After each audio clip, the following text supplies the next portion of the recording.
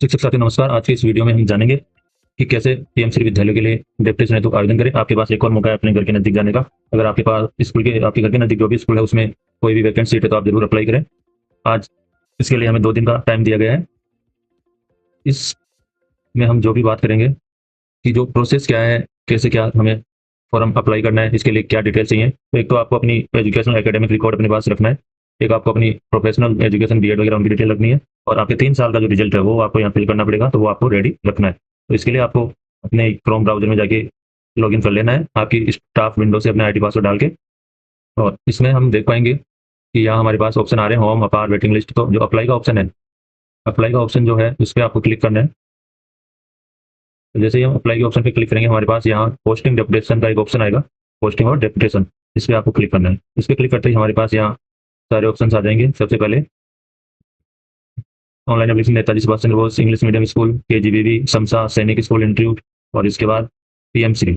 दोस्तों हमें मोबाइल से एक दिक्कत हो रही है कि उसमें ये जो जब अपन अप्लाई पे क्लिक करके ऑप्शन खुलते हैं, जो पीएमश्री वाला ऑप्शन, ये जो फॉर्म वाला ऑप्शन है उसके ऊपर शो होता है, इस वजह से वहाँ क्लिक नहीं हो पा रहा है मोबाइल में अपने से। तो आप लैपटॉप या डेस्कटॉप से फॉर्म फिल करने की कोशिश करें। तो आपको पीएमश्री एंट्री फॉर्म पे आपको क्लिक कर देना है। तो हमारे पास इस तरह से एक पेज ओपन होगा। तो इसमें पहला जो सबसे पहले अपने को पूछ रहा है कि are you posting currently in TSP area, आप टीएसपी एरिया में पोस्टेड हैं या नहीं है, ये आपको बताना है। तो जो भी ऑप्शन रहेगा वो आप फिल करते जाएं, यस नो। इसके बाद जो सेकंड ऑप्शन है कि आपने डीपीसी चयन उपरांत यथास्थान कार्य ग्रहण किया है। आप अभी थोड़े दिन पहले सेकंड ग्रेड में थे, आपका डीपीसी के थ्रू प्रमोशन हुआ है, तो आपको यहाँ यस करना है, अदरवाइज नो करना है। फिर आपको अप्लाई फॉर, यहाँ पे एक ही ऑप्शन रहेगा पीएमश्री स्कूल, तो ये सिलेक्ट कर लेना है। इसके बाद अप्लाई पोस्ट, आप जिस भी पोस्ट पे हैं वो यहाँ से हो जाएगी। अप्लाई सब्जेक्ट, तो आपके ये सब्जेक्ट, यहाँ आपको अपना डिस्ट्रिक्ट चूज करना है। डिस्ट्रिक्ट चूज करेंगे तो आपको यहाँ जैसे लेक्चर्स के लिए अभी 2 स्टेट के ऑप्शन दिया है इन्होंने, और सेकंड ग्रेड टीचर्स के लिए भी आपके मंडल में 2 डिस्ट्रिक्ट। तो पहले आपको दोनों डिस्ट्रिक्ट सेलेक्ट करने पड़ेंगे। अगर आपकी ये हो कि मैं एक ही डिस्ट्रिक्ट सेलेक्ट करके उसके ऑप्शन भरूँ तो ऐसा पॉसिबल नहीं होगा। पहले आपको डिस्ट्रिक्ट सेलेक्ट करने पड़ेंगे। तो आपने जो भी डिसाइड किया है उसके अकॉर्डिंग आप अपने डिस्ट्रिक्ट सेलेक्ट कर लें। मैं एक बार ऐसे ही आपको प्रोसेस शो करने के लिए कोई डिस्ट्रिक्ट शो कर फिल कर रहा हूँ, झालावाड़। दूसरा मैं कर लेता हूँ कोटा। तो इस तरह से यहाँ डिस्ट्रिक्ट सेलेक्ट करने के बाद अब आप हमें स्कूल सेलेक्ट करनी है। तो मुझे जो भी स्कूल सेलेक्ट करनी है वो मैं यहाँ, मुझे स्कूल की लिस्ट शो होगी, तो उस पर जाके हम स्कूल की लिस्ट में 5 स्कूल, अपने को मैक्सिमम 5 स्कूल अपन सेलेक्ट कर सकते हैं। तो मैंने पहले एक स्कूल भर दिया है। अब यहाँ से मैं सेकंड स्कूल, इनमें से जो भी मैंने जो डिस्ट्रिक्ट भरे हैं उसी की होनी चाहिए, यहाँ सभी डिस्ट्रिक्ट की शो होगी। जैसे झालावाड़ भरा है तो उसी की मैंने कोई दूसरी स्कूल और भर दी है। ऐसे ही आप और भी स्कूलें भर सकते हैं। एक स्कूल भरें या 2 भरें उसमें भी फॉर्म सेव हो जाएगा, और अधिकतम आप 5 भर सकते हैं। तो यहाँ मैंने 2 स्कूलें फिल की है। इसके बाद अब मैं सेव पे क्लिक कर देता हूँ। सेव पर क्लिक करते ही हमारे पास एक मैसेज आ जाता है, डाटा सेव्ड सक्सेसफुली। इसको हम क्लोज कर देंगे। क्लोज करने के बाद यहाँ हमने जो फॉर्म अभी फिल किया उसकी यहाँ डिटेल सेव हो जाएंगी। यहाँ सबसे पहले आपको अप्लाई एक डिलीट के नीचे एक एक्शन बटन से होगा। इसके बाद रेड कलर में यहाँ अप्लाई एक व्यू का ऑप्शन सेलेक्ट होगा, और इसके बाद यहाँ हमारी डिटेल, हमने कौन सा डिस्ट्रिक्ट अप्लाई किया है, रजिस्ट्रेशन किस डेट को किया, ये सेव होंगी। तो यहाँ अपने को अब रेड बटन वाले जो अप्लाई लिखा हुआ है इस पर क्लिक करके फर्दर प्रोसेस करनी है।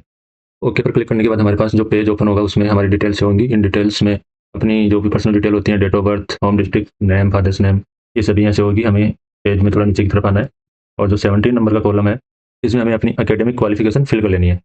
यहाँ अपने को ईयर ऑफ पासिंग लिखना है या सब्जेक्ट लिखना है, और यहाँ अपने जो परसेंटेज कितनी है वो मीडियम या इंग्लिश और हिंदी, अपने पास 2 ऑप्शन आएंगे, उनमें से सेलेक्ट कर लेना है जो भी हमारा मीडियम है। और इसके बाद यहाँ डिवीजन, जैसा कि हमने निर्देशों में देखा था कि वहाँ अपनी जो डिवीजन वो फर्स्ट डिवीजन ही होनी चाहिए, अदरवाइज हम नहीं फिल कर पाएंगे। और यहाँ जो प्राप्तांक है वो फिल करने हैं। ऐसे हम तीनों में high secondary, graduation, post graduation, ये चारों डिटेल्स यहाँ से करके सेव पे क्लिक कर देंगे। सेव पर क्लिक करते ही यहाँ डाटा सेव सक्सेसफुली का मैसेज आएगा, और यहाँ सेव की जगह अपडेट लिखा हुआ सेव होगा। अपडेट लिखा हुआ सेव होने का मतलब है कि हमारा डाटा सेव हो गया है। इसके बाद हमारी जो बीएड, बीएसटीसी या एमएड जो भी हमने कर रखी है उसकी डिटेल यहाँ से होगी। यहाँ अपने को ध्यान ये रखना है कि यहाँ थ्योरी के मार्क्स आपको अलग ऐड करने हैं, प्रैक्टिकल के अलग, और परसेंटेज निकालनी है उनकी। दोनों ईयर की थ्योरी के ऐड करके उनकी परसेंटेज निकाल के यहाँ फिल करना है, और दोनों ईयर की प्रैक्टिकल के मार्क्स ऐड करके उनकी परसेंटेज निकाल के फिर फिल करना है।